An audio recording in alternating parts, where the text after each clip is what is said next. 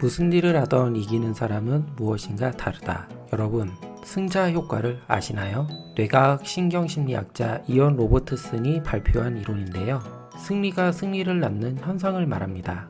쉽게 이야기하면 무엇인가를 이루어냈을 때 분비되는 호르몬인 테스토스테론이 지배적인 행동을 이끌어 더 많은 성공을 불러온다고 합니다. 빌 게이츠, 워린 버핏 등 세계 최고 인재들에게서 흥미로운 공통점을 발견합니다. 바로 그것은 그들은 이기는 경험에 익숙하다는 점입니다.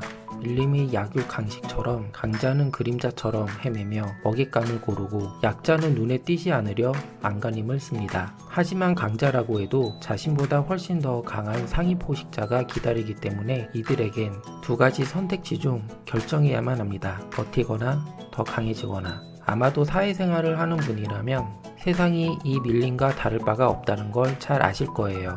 살아남기 위해 경쟁해야 하는 비정한 사회, 나보다 강한 위치에 있는 사람들의 눈치를 보며 숨죽여야 하는 세계, 스스로 더 강해질 때까지 줄임배를 움켜쥐고 버텨야 하는 어둠의 공간, 즉 잔인하게도 승자와 패자가 갈립니다.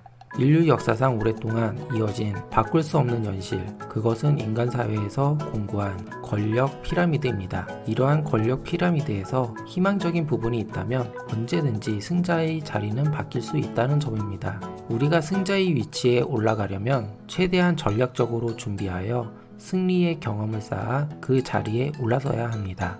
여기서 잠깐, 혹시 이 영상을 보시는 분들 중 노력한 만큼의 성과를 얻지 못하면 불공평한 세상, 불합리한 현실이라고 한탄만 하며 패배주의에 젖어 있지는 않나요? 만약 그렇다면 희망을 버리지 말고 이길 수 있는 법칙을 몇 가지 알려드릴게요.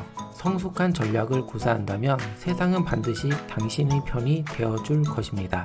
성공의 1법칙, 온화한 태도가 인재를 끌어들인다. 사람을 향한 열정적인 태도는 사람의 마음을 무장해제시킨다고 합니다.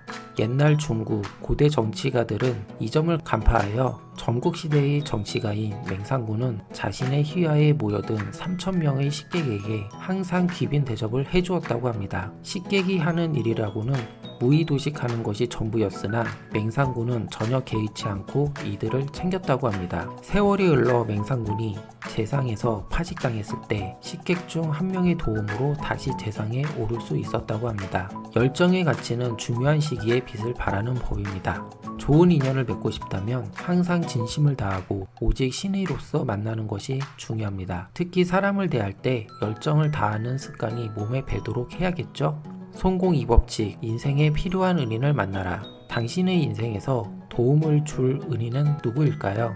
이에 대한 답변은 매우 간단합니다. 누구나 은인이 될 수 있습니다. 그들은 언제나 당신 주변에 있으며 어쩌면 당신과 이미 잘 아는 사이일 수도 있습니다. 인맥은 한 사람을 둘러싼 사회적 관계망으로 혈연, 친지, 친구, 거래처, 고객 등에 이르기까지 다 포함되는 것이죠.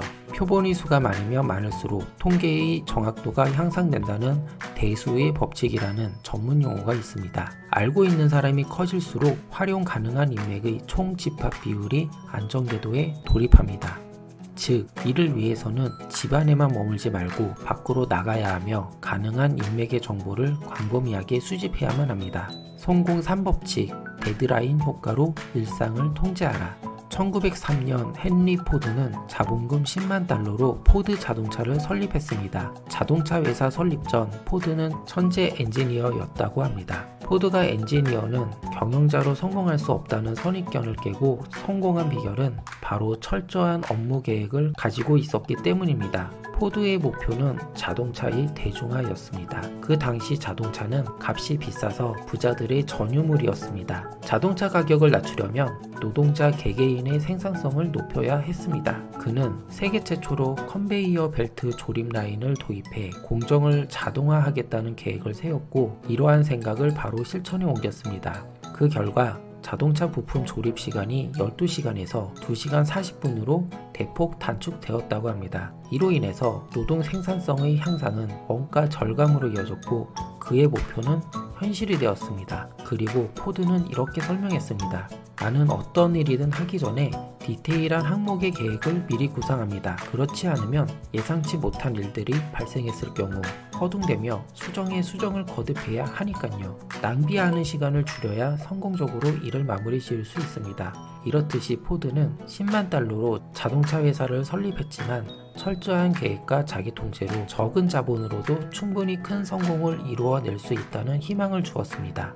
여러분, 계획을 세우는 시간이 아까운가요? 아마도 대부분 아깝다고 생각해 보셨을 거예요. 하지만 그 시간은 충분히 투자할 가치가 있습니다. 지금 현존하는 성공한 CEO 중 계획을 세우지 않고 성과를 낸 인물은 없다는 사실 명심하시길 바랍니다. 이러한 계획들이 당신과 먼 얘기라고 생각하시나요? 하지만 지금도 늦지 않았습니다. 하루 24시간을 충분히 활용하고 1분도 가볍게 여기지 말아야 합니다. 여러분들이 가장 경계해야 할 것은 충동적이고 즉흥적인 일처리 습관입니다. 계획하는 습관이 몸에 배면 업무의 질서가 잡히고 시간을 효율적으로 관리할 수 있게 됩니다. 성공 4법칙, 완벽한 계획의 3단계, 구체화, 수치화, 행동화.